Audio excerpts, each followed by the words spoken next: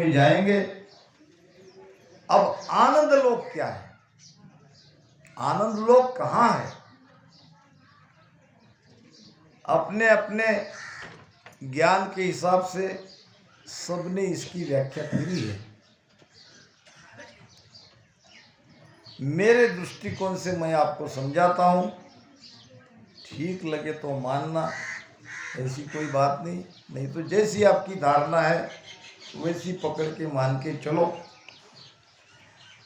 पहली बात, ये मनुष्य शरीर में 3 लोक 14 भवन 3 ब्रह्म के 13 लोक, ये संपूर्ण ये शरीर में ही है, बाहर कुछ नहीं है। हमको बाहर से कोई मतलब ही नहीं है, क्योंकि जो बाहर है वो सब हमारे भीतर है। परमात्मा बाहर है। अब हम उसे कहते हैं कि भाई वो 5 तत्व के परे है और वो 3 गुणों के परे है, 25 प्रकृति के परे है, मन बुद्धि चित्त अहंकार के परे है। तो जैसा परमात्मा इन सब के परे है, वैसे भीतर में हमारी आत्मा ही ये परमात्मा का अंश है। सभी शास्त्र सभी मत इस बात की पुष्टि करते हैं, इसकी साक्षी देते हैं। गीता जी भी इसकी साक्षी देती है, ममो वांसे जीव लोका जीव भूता सनातना। हे जीव, तू मेरा ही अंश है। यानी हमारी जो आत्मा है ये अपने आप में परमात्मा का संपूर्ण अंश है। तो हम बाहर के परमात्मा से कदापि ही मिल नहीं सकते, क्योंकि 200 किलोमीटर पे गुरुत्वाकर्षण शक्ति है। 200 किलोमीटर तक कोई वस्तु हम नीचे से ऊपर फेंकते हैं तो वो गुरुत्वाकर्षण शक्ति नीचे खींच लेती है। तो जब हम जाएंगे किसी भी यान से तो गुरुत्वाकर्षण शक्ति को तोड़ना पड़ेगा, तभी ऊपर जाएंगे। तो बाहर भीतर एक दो या नहीं जानिए। तो जो बाहर है वो भीतर है। इस तरह से बाहर भीतर दोनों एक है, दोनों को अलग अलग दृष्टि से नहीं देखना है। अब वो कैसे इन सबसे अलग है, इसकी पहचान करनी है। हमारे भीतर में 5 तत्व है, भीतर के 5 तत्वों को पहचान। चित्तमन बुद्ध अहंकार से हम परिचित है और 3 गुण से भी हम परिचित है, रजतम सत्व। 5 तत्व की 25 प्रकृतियां यानी 25 प्रकार के स्वभाव भी हमारे भीतर है। इन सबसे अलग होना यानी हमारी आत्मा में मिल जाना। आत्मा में मिलना ही परमात्मा में मिलना। आनंद है वहाँ, उसे कहते हैं आनंद लोक। यानी न वहाँ मन है, न चित्त है, न बुद्धि है, न श्वासा है, न गुण है, न 5 तत्व है, न 25 प्रकृति है। जीते जी हम ऐसी जगह पहुँच गए तो हम आनंद लोक में पहुँच गए। अब भीतर के 5 तत्वों को पहचानो। जल तत्त लोही पवनाद सांसु, धरहाड़ नेना गहे तेज बासो, आकाश तत्व देहमद पोलम। ये महाराज ने बताया है भीतर के 5 तत्व। हमारे अंदर जो खून है वो है जल तत्व, और हम जो श्वासा लेते हैं वो है वायु तत्व, और हमारी जो अस्थियां है, हड्डियां है, ये है पृथ्वी तत्व की। धर हाड़, हाड़ यानी हड्डी, हड्डी है पृथ्वी तत्व की, और हमारी आंखें है अग्नि तत्व की। अब ये 4 तत्व तो महाराज ने बताए। भीतर के 4 तत्व 5 तत्वों को पार करना है। 5वां तत्व है आकाश, और आकाश तत्व है शरीर के अंदर की खुली जगह। जहाँ जहाँ स्पेस है, जहाँ जहाँ खुली है, ये वायु का संचार इस खुली जगह से ही ऊपर जाएगा। तो ये भीतर के 5 तत्व है। जैसे बाहर काल है वैसे भीतर में मन रूपी काल बैठा है। तो अपने स्वरूप में पहुंचना ही आनंद लोक में जाना है। अपने उस दिव्य स्वरूप को जब आप भीतर में निहारोगे और आनंद ही आनंद रहेगा, और उसी आनंद में ये शरीर से हमारा प्राण निकल जाएगा तो हम आनंद लोक में ही है। यही है आखिरी की स्थिति। बेली ग्रंथ 600 साखी से भी बड़ा है। ध्यान का बहुत ही ऊंचा ग्रंथ है। 600 साखी होने के बाद जब महाराज ने उस देश का अनुभव किया तो क्या कहा, इसो अद्भुत लकायो मोय, महिमय राम दुजो नहीं कोय। इसो अद्भुत लकायो मोय, ऐसी अद्भुत बात लखने में आई कि जिसको ढूंढ रहे थे, सारा जीवन ध्यान में लगा दिया, वो कोई और नहीं, वो मैं ही था, मेरी आत्मा ही थी। सत्य स्वरूप ही आत्मा का स्वरूप है। मैं राम दुजो नहीं कोय, सबका राम सबके अंदर है। सब घट मेरा साइया, खाली घट न कोय, बलियारी ता घट की, या घट पर घट हो। शब्द जगेगा तो शब्द वहां तक ले जाएगा। सदगुरु मिलेंगे तो शब्द जगेगा। अंदर से वो पीड़ होगी, वो तड़प होगी तो सदगुरु मिलेंगे। एक से एक कनेक्ट है। सदगुरु मिलना चाहिए, ऐसी अगर आपकी इच्छा है तो तड़पो, रो। तड़प बिना प्रभु ना सजे, भक्ति जू तेरी। परमात्मा आप पर मेहर करेंगे, आपको सदगुरु से मिलवाएंगे। आप सदगुरु को खोज नहीं पाते, आप खोज ही नहीं सकते। सदगुरु स्वयं चलते हुए आपके द्वार तक आते हैं। ये खेल ही ऐसा है, अद्भुत खेल, अचंभो भारी। ये भक्ति ही अजब है। ये केवल पद आनंद पद की भक्ति है, ये समझने से परे है। आ तो एक अगमगत होई, कहन सुनन में आवे नाही। दूसरी भक्ति में आपको गुरु ढूंढ के उसके शरण में जाना पड़ेगा। यहाँ आपको ढूंढने की आवश्यकता नहीं। ढूंढोगे तो गलत जगह चले जाओगे। ढूंढोगे तो अपनी बुद्धि से ढूंढोगे, ढूंढोगे तो अपने मत से ढूंढोगे। सदगुरु ऐसा चाहिए, सदगुरु वैसा चाहिए, सदगुरु भेषधारी चाहिए, सदगुरु गृहस्थी चाहिए, सदगुरु त्यागी चाहिए। कितनी भी प्रॉब्लम, कितनी भी विचार आपके मन में है, आपने विचार लेके सदगुरु को ढूंढोगे और गलत ही ढूंढोगे। सबसे बढ़िया सदगुरु को ढूंढने का आसान तरीका है तड़पो। यही भजन में रहो, सदगुरु स्वतः आएंगे। महाराज कहते हैं, सुनो एक मेर हमारी अगाध, देऊं मेरो नाम मिलाऊं साथ। ये अगाध में है परमात्मा की। खंड पिंड ब्रह्मांड में भगवत वचन में महाराज ने कहा है। भगवत वचन यानी चेतन वचन, भगवत वचन यानी जीवित वचन, अमर वचन। सुनो एक मेर हमारी अगाध, देऊं मेरो नाम। मेरो नाम यानी क्या? मुझ तक आपको लाने वाला नाम, ये सत्शब्द। देऊं मेरो नाम मिलाऊं सा। ऐसे सत्शब्द जगाने वाले सदगुरु को मैं आपके पास भेजता हूँ। आप चिंता मत करो, आपके अंदर केवल आनंद लोक जाने की इच्छा चाहिए।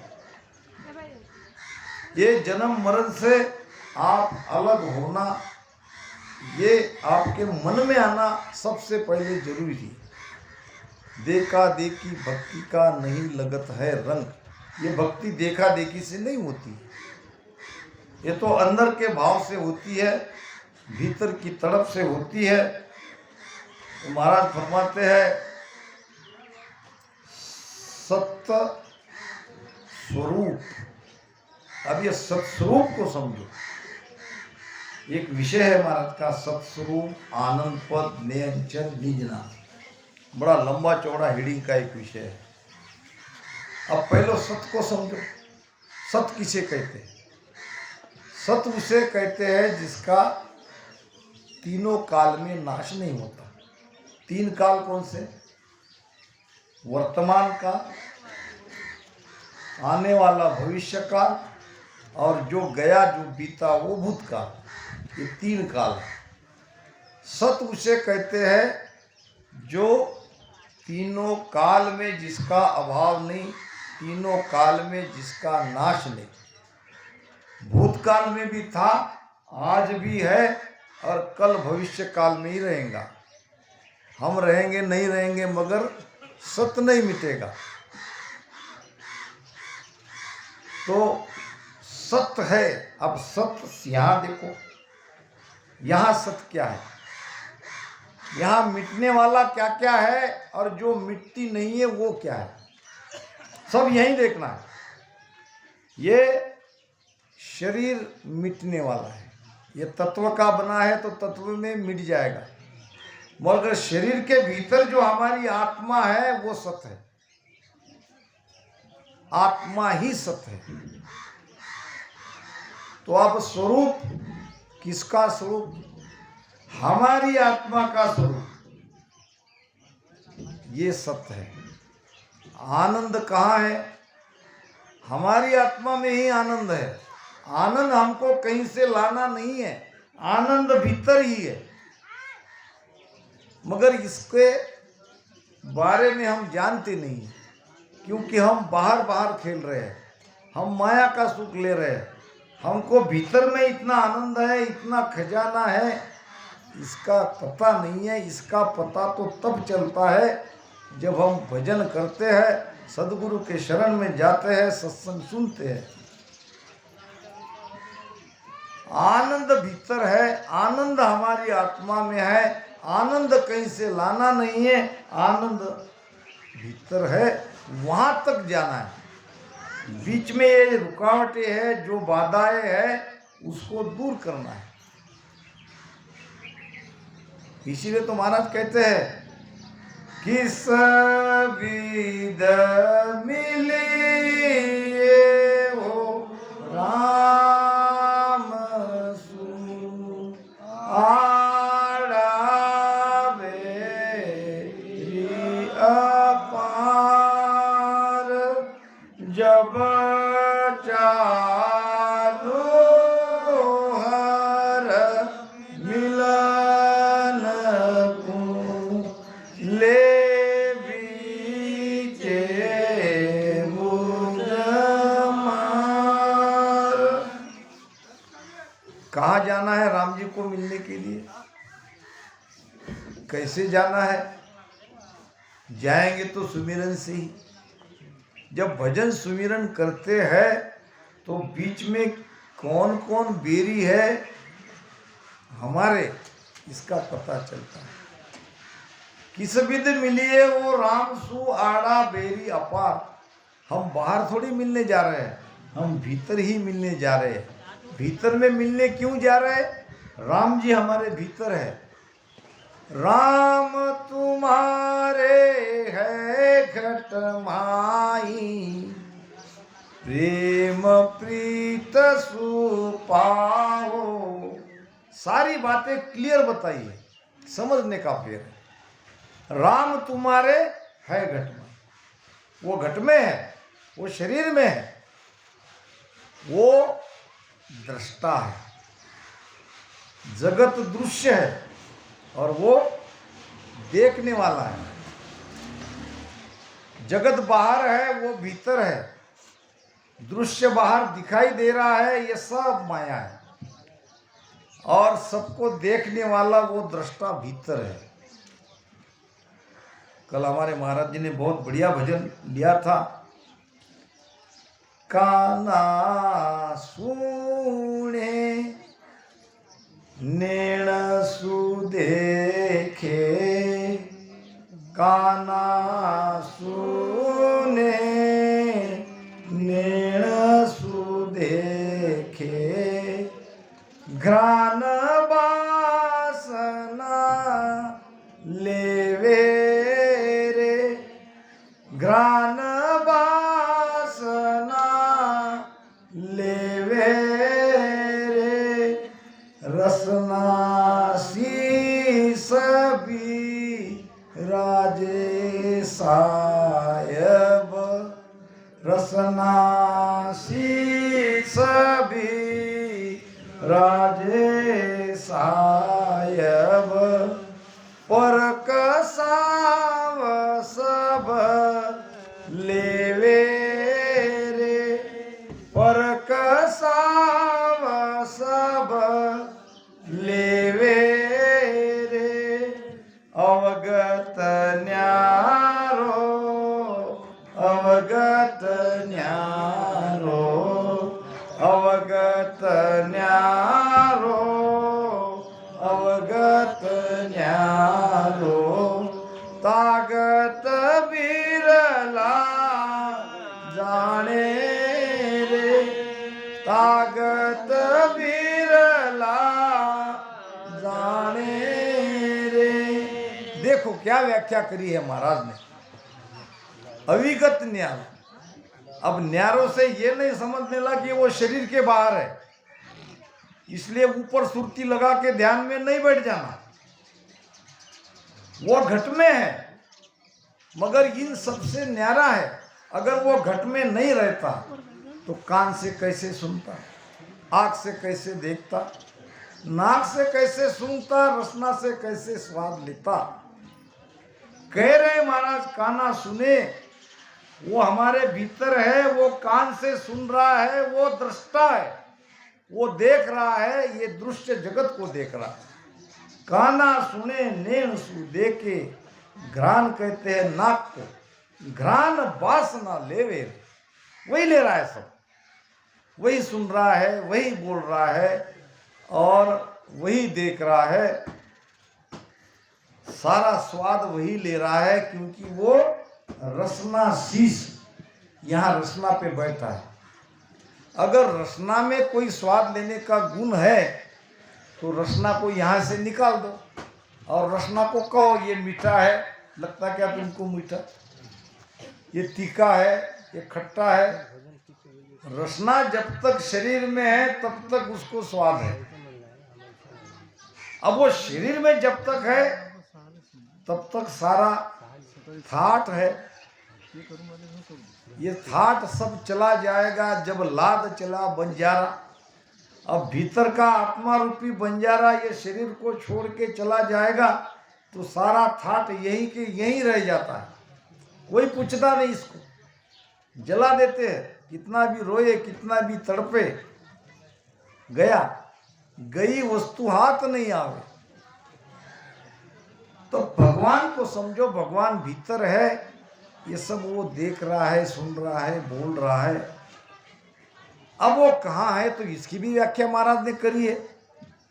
नाभि कमल में सायब बैठा, नाभि कमल में सायब बैठा, करता निस दिन बोले रे, करता निस दिन बोले रे, रमता राम स विघट भीतर, रमता राम सब घट भीतर, जड़े उगाड़े खोले रे, जड़े उगाड़े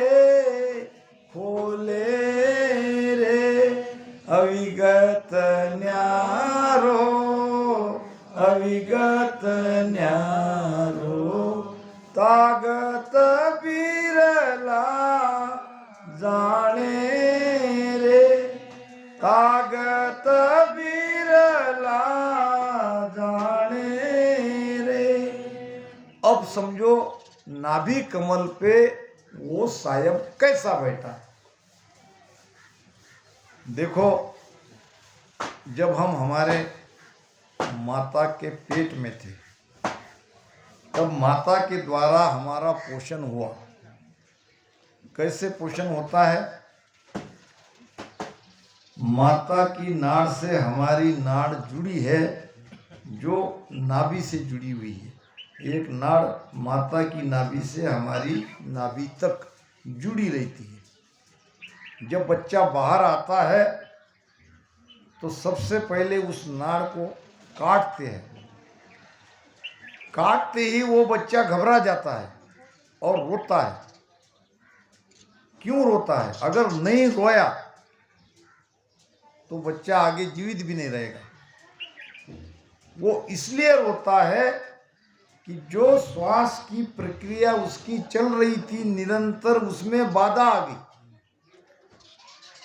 जो माता के द्वारा वो श्वास ले रहा था वो श्वास की प्रक्रिया उसकी खत्म हो गई। अब बहुत जब श्वासा एकाएक रुक जाती है तो शरीर हिलता है। जब जोर जोर से शरीर हिलता है तो वो रोने लगता है। रोने लगता है तो अपनी नाक से स्वयं श्वास लेता है। और ये सब होता है इसी के लिए बच्चा अपनी श्वास अब खुद ले। अब वो बाहर आ गया है। अब माता से उसका कोई अब संबंध भीतर का नहीं रहा है। अब उसका एक स्वतंत्र जीवन है। अब उसको अपना जीवन जीना है तो जीवन निर्भर करता है श्वास पे। और तब वो रोते रोते हिलते हिलते नाक से श्वास लेना शुरू करता है और तब बच्चा होता है शांत। तब शांत हो जाता है क्योंकि अब निरंतर श्वास उच्छ्वास की प्रक्रिया उसकी चल रही है। जो विज्ञान कहता है वही हमारे संत कहते हैं। नाभि कमल में सायब बैठा, यानी नाभि से क्षेत्र ऐसा है, नाभि स्थान ऐसा है जहां हम परमात्मा के सबसे नजदीक है। ये श्वासा भी जाती है तो नाभि तक, नाभि से बाहर आती है। नाभि कमल में सायब बैठा करता निस्दिन बोले रे। वही करता है, वही मालिक है, वही तो श्वासा में रम रहा है।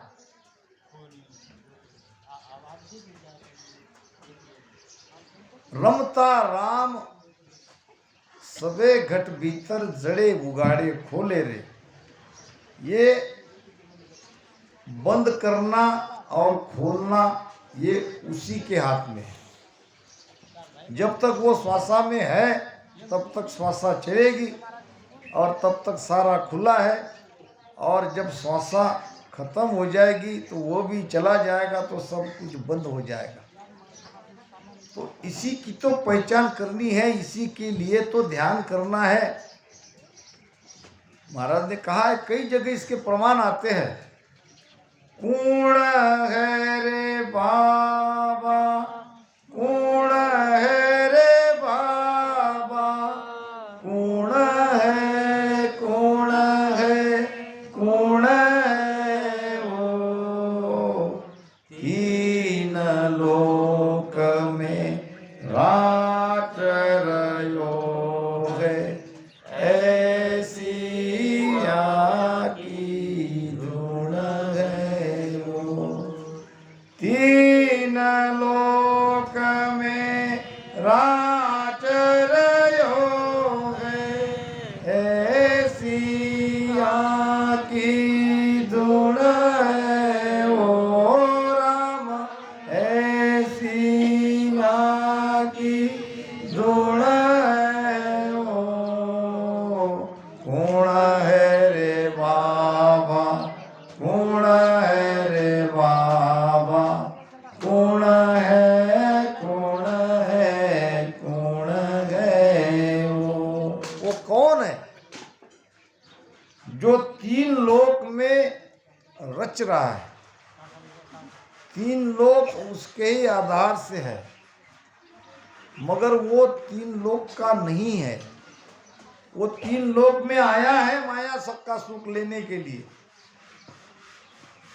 वो 3 लोक में नहीं रहते हुए भी उसके आधार से, यानी 3 लोक में तो वो है, मगर वो 3 लोक का नहीं रहते हुए भी उसके आधार से ये स्वर्ग मृत्यु पाताल सब चल रहे हैं। उसको खोजो।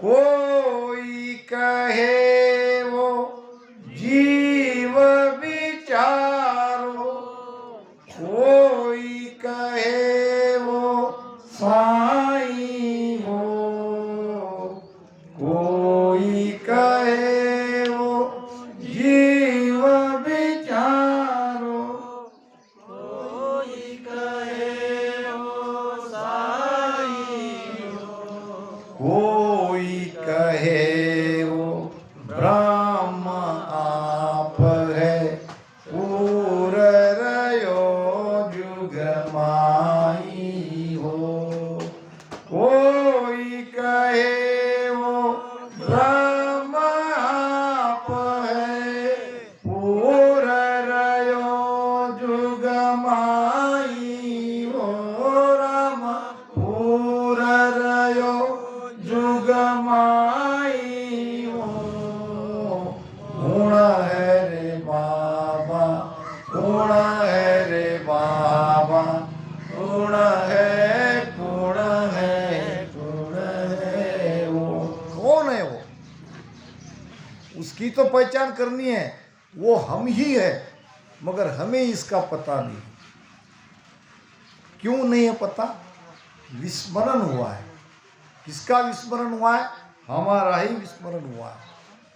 अब क्या करना है? स्मरण करना है। जो भूल गए उसको याद करना है। परम पद को प्रेम आपको आप ही माई, परम पद को परम पद को प्रेम आपको आप ही माई, परम पद को नाम आपको आप जपाई, परम पद को ध्यान आपको आप ही धारे, परम पद में उलट आपको आप ही तारे। अब कितना क्लियर हो गया? परम पद को प्रेम आपको आप ही मैं, आपको ही प्रेम करना है और आपके ऊपर ही प्रेम करना है। वो आप ही हो जिस पर प्रेम कर रहे हैं। पहले तो गुरु पे प्रेम करना है और गुरु वो कला सिखाते हैं भीतर की प्रेम कैसे करनी है उसको। और परम पद को नाम आपको आप ही जपाई, वो आपका ही नाम है और आपको ही जपना है। ये राम राम राम राम कोई दूसरे का नाम नहीं है, वो आपको आप तक ही ले जाने वाला नाम है। परम पद को ध्यान आपको आप ही धारे, परम पद का ध्यान आपको आपका ही ध्यान करना है। सत्य तो यह है, निर्णय तो यह है, सार ज्ञान तो यह है। अब इसको तुम कई तरह से समझ सकते हो। जैसा जीव है, जैसी जीव की भावना, तैसा ही हरि हो। आप जैसे समझते हो उस तरह से समझ के आओ। आप जीव भाव में हो तो आप परमात्मा को अलग मान के उसको समझो। धीरे धीरे आप यहीं तक आओगे, सब इसी धारा में आएंगे। आज तो हमारे मत भिन्न हो सकते हैं। हम सदगुरु पे भाव रख के सदगुरु को परमात्मा मानेंगे। ये सब करते करते आखिरी में यही स्टेप पे आना है, परम पद को ध्यान आपको आप ही धारे और परम पद में उलट आपको आप ही। परम पद में आपका ही वो परम पद है और आपको ही उसमें जाना है। और यही है सार, यही है निर्णय। और शरण कोई नहीं चाहिए, आप ही उलट आप में रहिए। कोई नहीं कह सकता ये ज्ञान। सदगुरु सुखराम जी महाराज के अलावा कहीं भी आपको ये ज्ञान नहीं मिलेगा। सारा जगत, सारा संसार, सारे भक्ति के मार्ग, सारा ज्ञान यही कहेगा कि सदगुरु के शरण में जाओ। यहाँ क्या कह रहे महाराज? और कोई शरण नहीं चाहिए, आप ही उलट आप में रहिए, आपको ही आपकी शरण में जाना है, आपको ही उलटना है, आपको ही आप में पहुंचना है। सत्य स्वरूप आनंद पद, यह है सत्स्वरूप और यह है आनंद पद। अब नियंचर निज नाम क्या है? जब तक नियंचर नहीं जगेगा तब तक हम सत्स्वरूप में नहीं जाएंगे। अब नियंचर क्या है? वो नियंचर भी आपका ही निज नाम है, आपकी ही वो निज वस्तु है, आपकी ही वो निज नाम है। महाराज ने कहा है ये शब्द अलग अलग भ्रमित करने वाले हैं, मगर कहीं भी भ्रम में नहीं पड़ना है, कहीं भी कंफ्यूजन नहीं है। बात बड़ी सीधी है, समझने वाले को बड़ी सीधी है।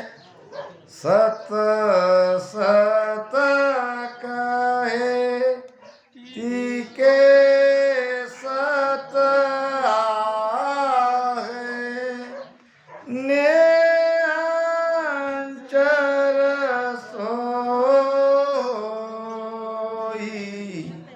कुदरत कला कहे सो आहे, कुदरत कला कहे सो आहे, निरख परख लो सोई, बांधा और सकल पीसतासी,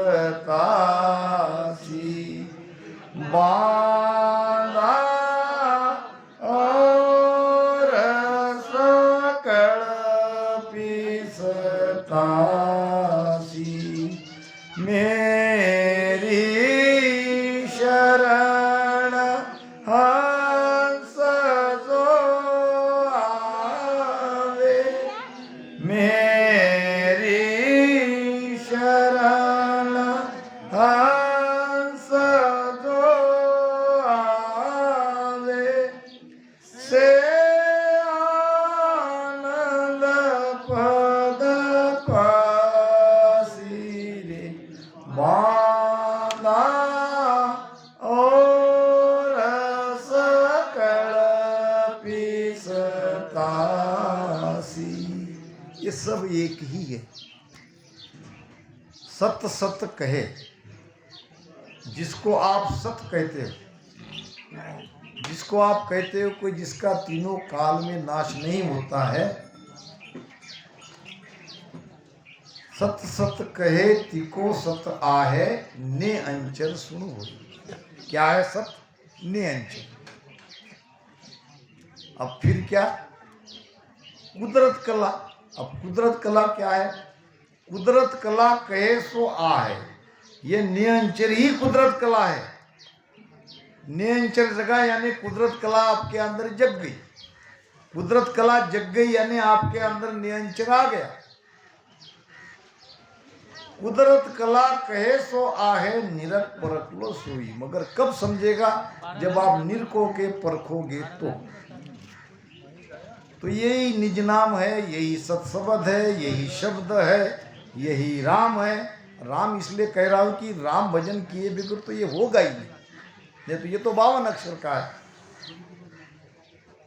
और यही कुदरत कला है, और ये जगने पर ही उस देश में जाया जा सकता है।